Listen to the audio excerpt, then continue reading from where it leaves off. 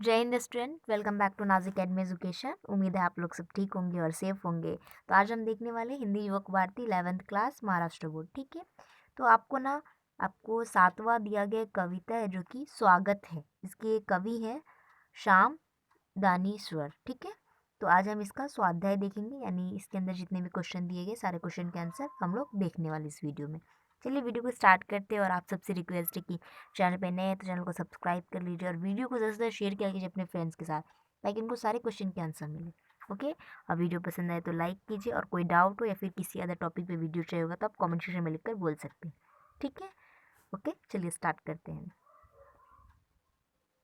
स्वाध्याय आपको आकलन दिया गया है। पहला है उत्तर लिखिए। अ है स्वागत है काव्य में दी गई सलाह। तो इसका आंसर ये रहा, आप लोग स्क्रीनशॉट ले लीजिए क्योंकि मैं एक्सप्लेन करूँगी तो काफ़ी लॉन्ग है और इसमें बहुत ही इजीली जो शब्द होते हैं ना वो इसका इस्तेमाल किया गया ताकि आपको समझ में आ सके। ठीक है, तो अ का आंसर है, लिख लीजिए आप। अ दिया गया है प्रथम स्वागत करते हुए दिलाया विश्वास। अ का आंसर लिखेंगे प्रथम स्वागत करते हुए कवि विश्वास दिलाता है कि हम सब एक ही माता की संतान हैं जो अनेक देशों में बिखरे हुए हैं। आज कई युगों के बाद मॉरिशस की धरती पर हमारा मिलन हो रहा है। आप सबका प्रेम के साथ स्वागत है। तो इसका आंसर है आ का, लिख लीजिए। स्क्रीनशॉट लेना चाहते हैं तो स्क्रीनशॉट ले लीजिए। ई दिया गया है आपको मारिच से बना शब्द। तो इसका आंसर लिखेंगे आप लोग। मारिच से बना शब्द है मारीचिका काव्य सौंदर्य। ठीक है, तो आप ये आंसर लिखेंगे यहाँ पर। ठीक है, चलिए लिख लीजिए मारीचिका काव्य सौंदर्य, जो कि आपकी ई का आंसर है। ओके, चलिए नेक्स्ट क्वेश्चन देखते हैं जो कि आपको काव्य सौंदर्य से दिया गया है। दूसरे का अ है यह तो तब था घास सी पत्थर, पत्थर में प्राण हमने डाले। उपर्युक्त पंक्तियों का आशय स्पष्ट कीजिए। अब इसका मतलब क्या है, ये जो आपको पंक्तियाँ दी गई है तो आपको इसकी मीनिंग्स बतानी है। ठीक है, चलिए मैं बताती हूँ। और प्राण का मतलब होता है जान। ठीक है, उसके अंदर जान, ऐसा प्राण का मतलब होता है जान। आंसर लिखेंगे इस धरती पर जब हम लाए गए या तो जंगलों और पत्थरों से भरी थी। हमारे बंधुओं ने अपने अथक प्रयासों से इन पत्थरों में प्राण डाले, तब ये भूमि मॉरिशस का सुंदर रूप ले पाई। ठीक है, इसका आंसर आ का, लिख लीजिए। आप लोग जब भी मेरी हिंदी की वीडियो फिर अदर सब्जेक्ट के देखते हो तो आप लोग अपनी नोटबुक और पेन लेकर बैठा करें, ताकि आप जैसे जैसे मैं बताऊँ आप लोग को वीडियो को पॉज कर लिया कीजिए या तो स्क्रीनशॉट लेकर आंसर ले लिया। ठीक है, चलिए नेक्स्ट क्वेश्चन देखते हैं। नेक्स्ट क्वेश्चन आ दिया गया है स्वागत है कविता में डर का भाव व्यक्त करने वाली पंक्तियां ढूंढकर अर्थ लिखिए। चलिए इसका आंसर देखते हैं। आ का आंसर लिखेंगे यहाँ पर, आपको मैं हाईलाइट पहले कर देती हूँ। ठीक है, चलिए अब आंसर मैं एक्सप्लेन कर देती हूँ। पानिया जहाज पर कौन बनेगा अब भैया, बड़ा डर लग रहा है उससे तो कहीं पुनः दोबारा न दे इतिहास हमारा उस धरती पर बिखर न जाए। अर्थ है पानी के जहाज पर अब कोई देशवासी नहीं चढ़ना चाहेगा। सबको बड़ा डर लग रहा है, कहीं ऐसा ना हो कि किस्मत उसी इतिहास को फिर न दोहराने लगे। ऐसा ना हो कि अपने आत्मियों को खोजते हुए हम अलग अलग देशों की धरती पर पहुंच जाएं। तो ये इसका आंसर है स्वागत है कविता में डर का भाव व्यक्त करने वाली ये पंक्तियों का अर्थ आपको लिखना था, तो उसका आंसर है, लिख लीजिए।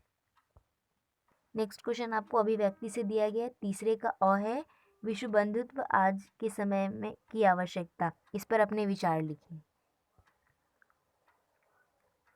सबसे पहले तो मैं आपको एक बात बोलूँगी कि जिसमें भी विचार लिखिए क्वेश्चन आते हैं, मत भाव ऐसे वाले क्वेश्चन आपको एग्जाम में 2 मार्क्स के लिए पूछे जाते हैं।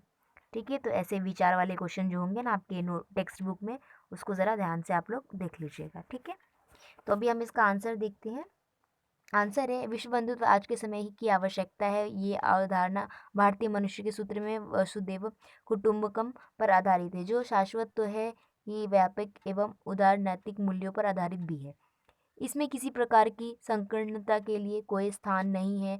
सहिष्णुता इसकी अनिवार्य शर्त है। आज वैश्वीकरण का युग है। विश्व की बढ़ती जनसंख्या के कारण संसाधनों और उत्पादों की त्वरित प्राप्ति के लिए परस्पर एक दूसरे की सहअस्तित्व की भावना को बढ़ावा मिला है। किसी भी देश की छोटी बड़ी प्रत्येक गतिविधि का प्रभाव आज संसार के सभी देशों पर किसी न किसी रूप में अवश्य पड़ता है। परिणाम स्वरूप सभी देश यह अनुभव करने लगे हैं कि पारस्परिक सहयोग, स्नेह, समृद्धता, सांस्कृतिक आदान प्रदान और भाईचारे के बिना अब उनका काम नहीं चलेगा। संसाधनों की बढ़ती मांग और उसकी प्रति प्रयासों ने पारस्परिक दूरियों को समाप्त कर लिया है। फलस्वरूप विश्व बंधुत्व का विशाल दृष्टिकोण वर्तमान स्थितियों का महत्वपूर्ण परिचायक बन गया है। तो ये आपके आ का आंसर है, लिख लीजिए। आ क्वेश्चन आपको दिया गया है, मातृभूमि की महत्ता को अपने शब्दों में व्यक्त कीजिए। ऐसे क्वेश्चन भी आते हैं एग्जाम में, ठीक है, वो 2 मार्क्स के लिए पूछे जाते हैं। आ का आंसर है मातृभूमि अर्थात वह स्थान है जहाँ हमारा जन्म होता है, जिसके अन्न जल को ग्रहण कर हमारा शरीर पुष्ट होता है, जिसकी गोदी में पवित्र वायु में सांस लेकर हम जीते हैं, वह हमारी माता के समान होती है। मनुष्य के जीवन में मातृभूमि का बड़ा महत्व है। हमारी मातृभूमि हमारे हृदय में स्वाभिमान का भाव जगाती है। दूसरे देशों में हम कितनी भी सुख सुविधाएं क्यों न मिल जाए, वे हमारी मातृभूमि कभी नहीं बन सकते। विदेशों में जब हम अपने राष्ट्रध्वज को देखते हैं या राष्ट्रगान सुनते हैं तो अलग ही प्रकार की अनुभूति होती है। अपने देशों के प्रति जुड़ाव की भावना मन में आ जाती है। अपनी प्यारी मातृभूमि पर हमें सदा सर्वत्र न्यौछावर कर देने के लिए तैयार रहना चाहिए। जिस प्रकार मनुष्य प्रेम और त्याग के साथ अपने परिवार का पोषण करता है, उसी प्रकार प्रेम और त्याग के साथ उसे अपने देश की रक्षा करनी चाहिए। आपके आ का आंसर है। और पता है, मैं एक बात बोलूँगी यहाँ पर कि जो किसी भी धर्म के लोग हो, उनको ना अपना योगदान जितना भी होना चाहिए ना देश के प्रति देना चाहिए, चाहे आप किसी भी धर्म के हो, ठीक है।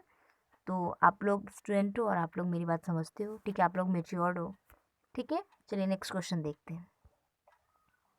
नेक्स्ट क्वेश्चन आपको दिया गया है रसास्वादन से। चौथा है, गिरिमिंटियों की भावना तथा कवि की संवेदना को समझते हुए कविता का रसास्वादन कीजिए। ये आपका आंसर है।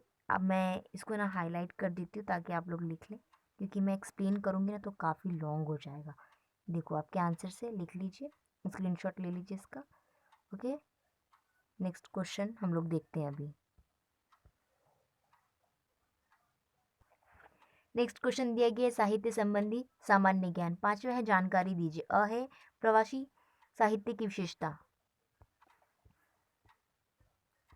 तो अ का आंसर लिखेंगे। यहाँ पे दिया गया विदेशों में बसे भारतीयों द्वारा हिंदी में रचा गया साहित्य प्रवासी भारतीय हिंदी साहित्य कहलाता है। इन रचनाओं ने नीति मूल्य मितक इतिहास सभ्यता के माध्यम से भारतीय को सुरक्षित रखा है। प्रवासी साहित्य ने हिंदी साहित्य को समृद्ध बनाने के साथ साथ पाठकों को प्रवास की संस्कृति संस्कार तथा उसे भूभाग के लोगों की स्थिति से भी अवगत कराया है। नेक्स्ट क्वेश्चन है आ क्वेश्चन है कि अन्य प्रवासी साहित्यकारों के नाम। आ का आंसर है, ओके। पहला लिखेंगे जोगिंदर सिंह कंवल, दूसरा है स्नेहा ठाकुर, तीसरा है वासुदेव विष्णु दयाल, चौथा है रामदेव धुरंधर, पांचवा अभिमन्यु अन, और छठा है बैजेंद्र कुमार भागत मधुकर, सातवां है सोमदत्त बखेरी और आठवां है बेनी माधव राम खिलावन। ठीक है, तो ये 8 नाम है, ये 8 नाम आपके अ के आंसर का है। ठीक है, तो मैं स्क्रीन क्लियर कर देती हूँ। आप तो स्क्रीनशॉट लेना चाहो तो ले लो। और इसी के साथ साथ हमारे जो स्वागत है कविता के अंदर जितना भी क्वेश्चन दिया गया था सारे क्वेश्चन को हमने सॉल्व कर लिया। सो मिलते हैं नेक्स्ट वीडियो में। बाय और टेक केयर। और नए हैं तो सब्सक्राइब कीजिए, like share and subscribe and notification घंटी, ओके। और डिस्क्रिप्शन पर चेक कीजिए, आपकी हेल्प के लिए वहाँ वीडियोज़ अवेलेबल है। Bye bye and take care.